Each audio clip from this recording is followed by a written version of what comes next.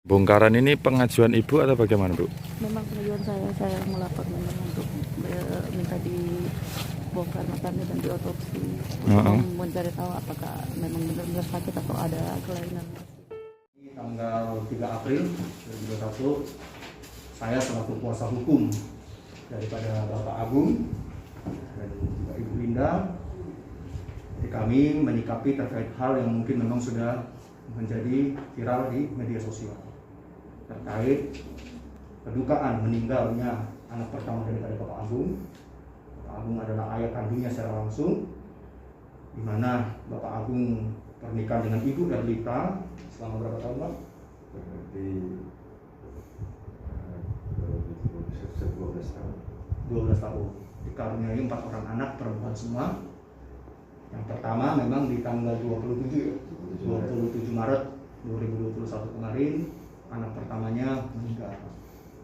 Perempuan, memang keempat anaknya adalah perempuan. Tetapi sebelum itu saya jelaskan dulu bahwa di dalam putusan cerai dengan mantan istrinya Ibu Erlita, Pak Agung ini yang memegang hak asuh terhadap keempat orang anaknya. Oleh karena amar putusan yang sudah inkrah, di situ disebutkan bahwa penggugat ataupun tergugat harus menyepakati isi yang sudah disepakati dalam surat perjanjian tersebut, di mana di situ disebutkan bahwa sepakat bahwa Pak Agung sebagai wali asuhnya. Nah, oleh karena berita yang sekarang bermunculan, ada dugaan-dugaan tentang meninggalnya anak yang pertama ini tidak wajar. Nah, ini yang akan kami luruskan, akan kami klarifikasi. Kebetulan ini Bapak kandungnya secara langsung, dan Ibu Linda di samping saya ini adalah Ibu Sambung yang sekarang sudah menjadi istri sah daripada Bapak Agung. Mungkin dari Ibu Linda bisa menjelaskan. Terus saya masuk ke kamar, anak ini sempat bercanda sama adiknya karena adiknya mau nonton film lain, dia mau nonton Upin Ipin.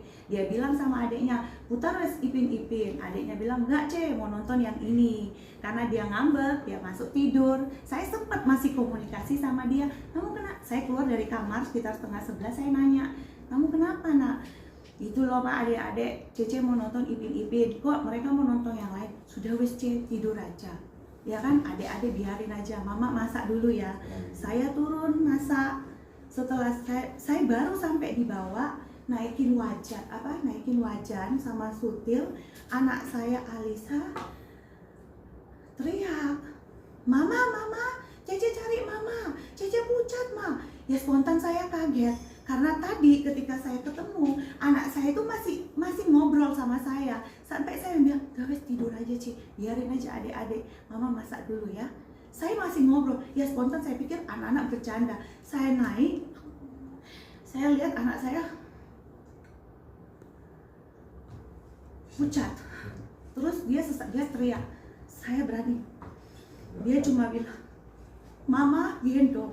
Dia sudah positif. Saya bilang, kamu nggak apa-apa nak. Dia langsung bilang, gendong. Dia masih bilang, mama gendong, mama gendong. Saya langsung ambil, banyak saksi. Saya langsung duduk, terus saya teriak, bibi, ambilin air gula, bi. Bibinya datang minum air gula. Dia masih bilang, ma, mana coklatnya Cece? Tunggu ya nak, coklatnya masih di kulkas. Mama, Cece mau coklat. Nanti nak, ya.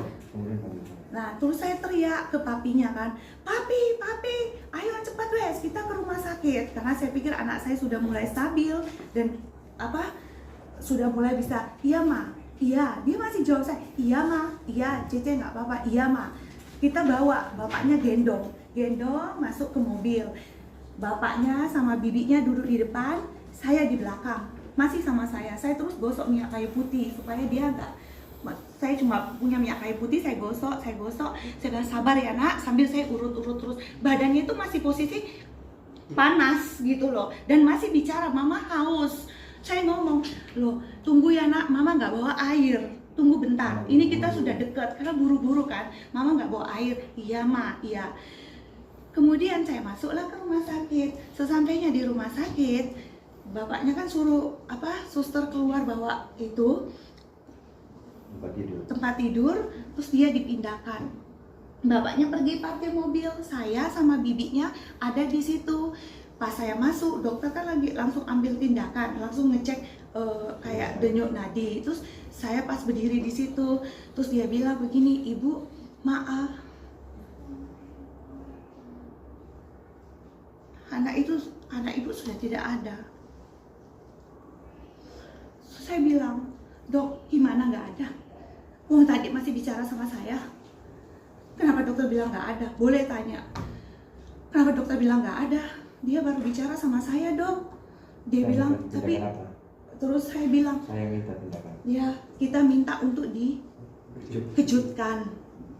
Dokter bilang, ibu kami nggak bisa melakukan kejut karena nadanya sudah tidak ada. Tapi saya maksa. Tapi kami maksa karena kami merasa anak kami masih ada, karena baru bicara, bukan bilang sudah tidak bersuara atau masih bicara. Kemudian kalau kejut, nanti bisa rusak organ tubuhnya kalau kejut. kalau dia bilang ibu sudah siap, ini bisa rusak organ tubuh kalau dikejut. Saya bilang, dok, kejut, dia pingsan, dia cuma pingsan. Saya masih ingat saya bicara begitu sampai susah-susah. Dokter lakukan itu, terus ada suntik obat perangsang, digini-giniin karena mungkin tangan dokter yang gini-giniin itu kayak ada nada. Tapi pas dokter lepas tangannya, dia langsung lurus ulang. Jadi kami pertama sempat tenang kan karena ada suara. Tetapi ketika dokter lepas tangannya dan tidak ada, di situ saya terpukul. Dan jujur setelah itu saya pingsan. Saya pasti kaget karena anak ini sama saya.